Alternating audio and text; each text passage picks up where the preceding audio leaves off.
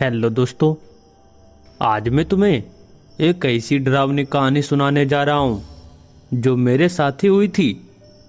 तो चलो शुरू करते हैं।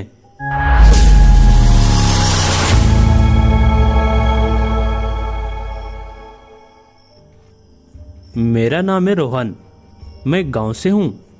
छोटा सा गांव है उत्तर प्रदेश में। हमारे गांव के बाहर एक पुराना रेलवे स्टेशन है जिसका नाम है राक्षसपुर।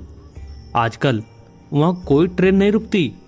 प्लेटफॉर्म टूटा हुआ है, सिग्नल की लाइटें जंग खा गई है और घास इतनी ऊंची हो गई है कि रात में लगता है कोई खड़ा होकर देख रहा हो। बात 2017 की है। मैं उस समय 12वीं में था। गर्मी की छुट्टी चल रही थी।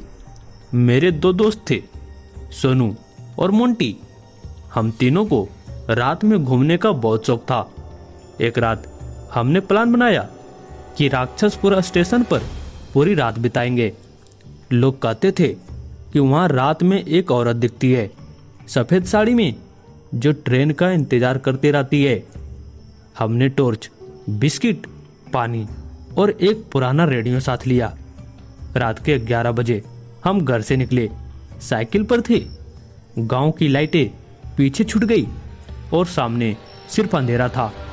हवा में सीटी की आवाज आ रही थी, पर ट्रेन तो वहां कभी रुकती ही नहीं। जब हम स्टेशन पहुंचे तो पूरा प्लेटफॉर्म खाली था। सिर्फ एक बेंच थी जो आधी टूटी हुई थी। हमने वहीं बैठकर बातें शुरू की। सोनू बोला, यार सच में कोई भूत आया तो? मोंटी हंसा और बोला, अरे डर मत, हम तीन हैं। भूत भी आएगा तो सोचेगा आज तो पिटाई पक्की है। रात के 12 बज गए। ठंड बढ़ने लगी। हमने रेडियो ऑन किया। उसमें सिर्फ खरखर की आवाज़ आ रही थी। तभी अचानक रेडियो से एक औरत की आवाज़ आई, कितना टाइम है ट्रेन का? हम तीनों एकदम चुप हो गए। रेडियो बंद कर दिया। सोनू ने कहा, यार ये क्या था? मैंने कहा, शायद कोई पुराना सिग्नल पकड़ लिया। फिर हमने टॉर्च जलाई और प्लेटफॉर्म के आखिरी छोर तक गए। वहाँ एक पुराना बोर्ड लगा हुआ था, राक्षसपुर 1947। नीचे किसी ने लाल रंग से लिख रखा था, वो अभी भी इंतजार कर रही है। हम वापस बेंच पर आए। अब रात के 1 बज रहे थे। कोहरा छा गया था। टॉर्च की लाइटें भी दूर तक नहीं जा रही थी। तभी हमें दूर ट्रैक पर कुछ आवाज आई, जैसे कोई हाई हील का चप्पल पहने चल रही हो। हम तीनों खड़े हो गए। आवाज पास आ रही थी। सोनू ने मेरे हाथ को बहुत जोर से पकड़ लिया। मोंटी की टॉर्च कांप रही थी। फिर कोहरे में दिखा एक औरत, सफ़ेद साड़ी, लंबे बाल। वो धीरे धीरे हमारी तरफ आ रही थी। उसका चेहरा साफ नहीं दिख रहा था, पर हाथ में एक पुराना लाल पर्स था। वो हमारे सामने आकर रुक गई।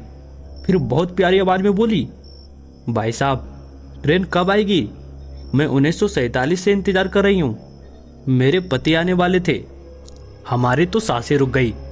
मैंने किसी तरह हिम्मत की और पूछा, दीदी आप कौन?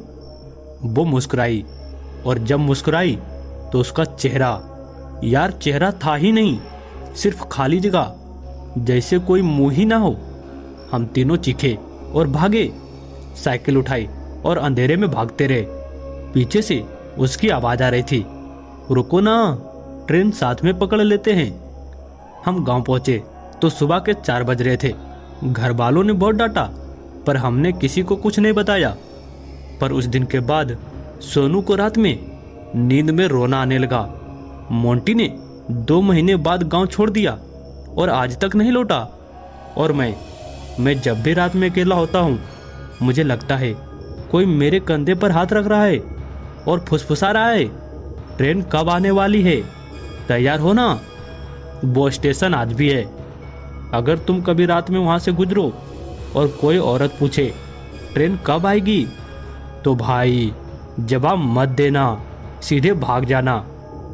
कहानी खत्म हुई। अब लाइट ऑन कर लो और दरवाज़ा चेक कर लो। शुभ रात्रि।